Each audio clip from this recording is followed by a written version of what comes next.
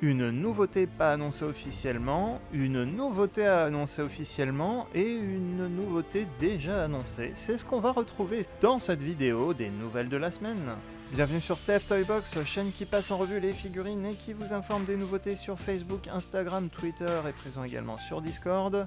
Le sommaire sera en description si vous voulez sauter un chapitre. Et avant de partir, bien sûr, pour aider la vidéo, n'oubliez pas le petit pouce positif si cette vidéo vous plaît. Et on attaque tout de suite avec les news. C'est, on dirait, au Chili que deux figurines de la vague 4 Kingdom ont fait leur apparition. On a bien Shadow Panther, un repeint de cheater avec une tête modifiée, une panthère noire, et également Waspinator, le Predacon que l'on attend tous pour compléter notre série de Predacon originaux, de l'équipe originale, ont tous deux fait leur apparition en magasin dans un magasin au Chili, alors qu'Hasbro n'a pas encore officiellement annoncé ces deux figurines, bien que certains prototypes avaient déjà fuité des usines. Fun fact, une rumeur annonçait que la vague 4 Kingdom de 4 Deluxe allait être coupée en deux, et il semblerait que ce soit le cas puisque ces deux figurines sont venues dans des boîtes avec des Palotrex et avec des Trax de la vague 3. Ça veut dire qu'il faudra attendre encore un peu pour avoir le Pipes et le Slammer qui sont les deux dernières Deluxe de la vague de la série Kingdom et qui devraient faire donc partie d'une vague 5 Kingdom ou peut-être décalée dans la future gamme tout simplement. Petit fun fact également, une nouvelle carte Kingdom dans cette vague 4, Black Arachnia devient Dark Arachnia, une messagère d'Unicron, un petit peu comme Dinobot qui devient Dinomus dans la vague 3. Pour un topo sur les cartes collector de la vague 1 à la vague 3, je vous remets le lien d'une vidéo réalisée il y a quelques temps, en haut à droite. À la fin de cette vidéo, si vous voulez en savoir plus sur les 4 Kingdoms, n'hésitez pas à cliquer sur ce lien ou en description de cette vidéo.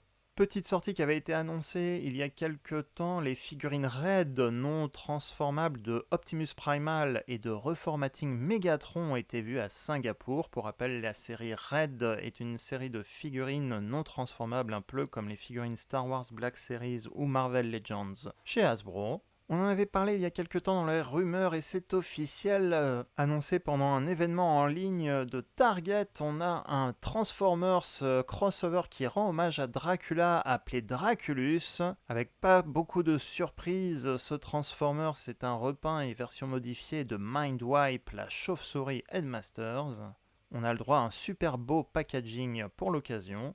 La figurine se présente dans un emballage collector avec une nouvelle tête et un accessoire en plus, une cape. Cette cape assez grande pour s'accommoder et avec des trous pour s'accommoder facilement sur la tête et le corps de Draculus qui a quelques pics et quelques ailes de chauve-souris. C'est la figurine de Mindwipe repeinte, légèrement modifiée donc. La cape peut également s'attacher visiblement au mode chauve-souris, même si c'est pas super convaincant. C'est le dos du packaging qui nous montre une meilleure image de ce Decepticon sur le thème de Dracula, le film. La cape est bel et bien mise sur le robot à droite, en haut à droite. Sortie prévue normalement pour Halloween, à suivre pour les précommande en dehors des États-Unis. Une moins grosse news, mais Target en profite pour annoncer sa deuxième exclusivité Kingdom Road Rage. La semaine dernière, on en parlait déjà, on avait les photos officielles d'Hasbro Asie, mais cette fois, c'est donc l'annonce officielle d'Hasbro États-Unis, et ce sera une exclusivité donc Target.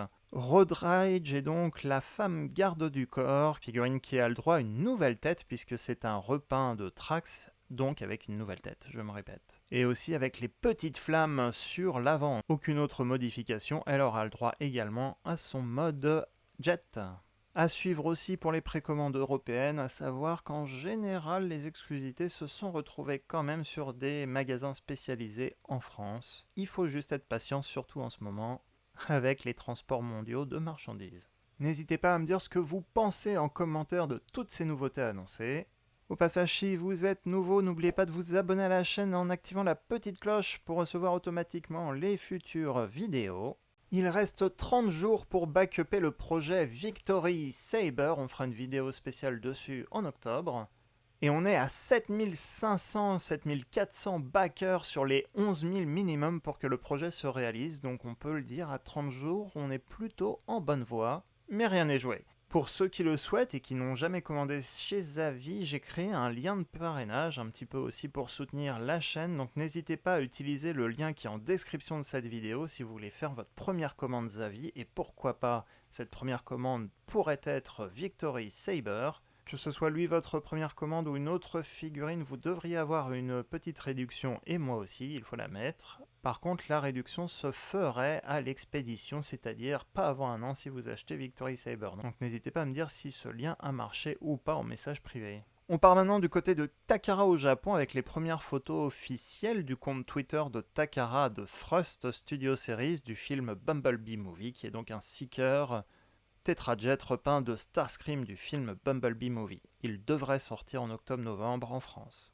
Autre image officielle, cette fois de Takara, mais ce sont donc les images du San Diego Comic-Con Ravage et Decepticon Forever Ravage, la figurine Deluxe Class modifiée de Kingdom Cheetor qui se transforme en panthère pour ressembler au personnage Ravage de la série Beast Wars des années 90. Plus une mini-cassette réédition Génération 1, mais ça on en reparle tout de suite après. Instant auto-promo de la semaine, retrouvez la nouvelle revue du pack Amazon, exclusivité Amazon Kingdom, Grimlock et Mirage Battle Across Time. Ce pack est disponible à l'achat à mi-septembre 2021. Si vous voulez vous faire un avis, n'hésitez pas à vérifier la vidéo dans les playlists Kingdom ou dans le lien en haut à droite de cette vidéo. Et si vous voulez l'acheter, n'hésitez pas à utiliser le lien d'achat mis en description de cette vidéo. Ça aide un peu la chaîne.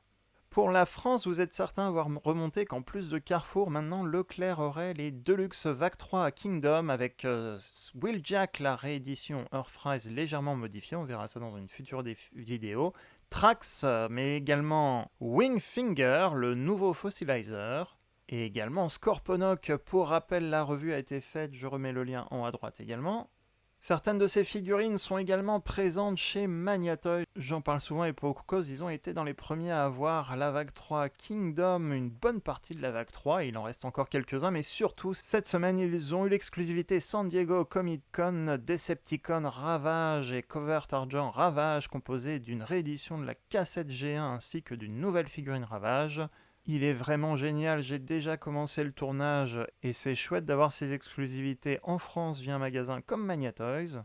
Alors il a déjà été en rupture, mais sachez qu'en septembre au moment de cette vidéo, il devrait y avoir un réassort, donc vous aurez l'occasion encore de l'acheter, mais attention, c'est un produit quand même assez limité en quantité. Après tout, c'est une exclusivité Comic-Con. Figurines bientôt en revue sur la chaîne. L'occasion de les remercier puisqu'ils m'ont laissé l'honneur d'annoncer la sortie en exclusivité de Ravage sur leur site mardi soir dans le live TF Toybox pour les 1 an de la chaîne. Je vous remettrai le lien en haut si vous voulez le voir, mais c'est l'occasion de vous dire merci, car après 1 an, la chaîne TF Toybox continue de grandir. Vous êtes de plus en plus nombreux à me suivre sur YouTube, Instagram, Facebook, et je vous en remercie beaucoup. C'est super de faire partie de la communauté, de voir qu'il y a des choses qui bougent, y compris dans les pays francophones, et que tout n'est pas réservé aux États-Unis. Et l'occasion cette année de voir aussi qu'il y a des fans foufous de Beast Wars comme moi avec la Game Kingdom.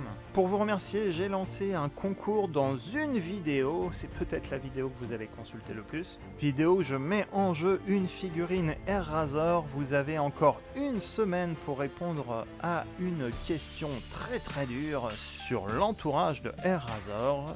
Fin du concours dimanche 19 septembre, réservé à la France métropolitaine. Le règlement est décrit dans la vidéo. C'est peut-être la vidéo la moins drôle que j'ai faite d'ailleurs sur la chaîne, mais tout est décrit dedans. Donc si vous voulez gagner une figurine neuve de Deluxe Razor Kingdom, n'hésitez pas à y jeter un œil. Et l'occasion de vous redire encore merci beaucoup pour votre soutien, vos petits messages et vos commentaires. Cette vidéo est maintenant terminée, j'espère qu'elle vous a plu comme d'habitude. Si c'est le cas, un petit pouce positif, ça aide beaucoup pour la visibilité de la vidéo et de la chaîne. N'hésitez pas aussi à me dire ce que vous pensez de ces vidéos nouvelles en commentaire. Et quelle nouveauté vous attendez le plus. Si vous êtes nouveau, n'oubliez pas de vous abonner à la chaîne en activant la petite cloche pour recevoir automatiquement les futures vidéos dans votre flux d'actualité. Et bien sûr, n'oubliez pas les réseaux sociaux, Instagram, Facebook et Twitter. Et d'ici là, à très bientôt pour une prochaine vidéo.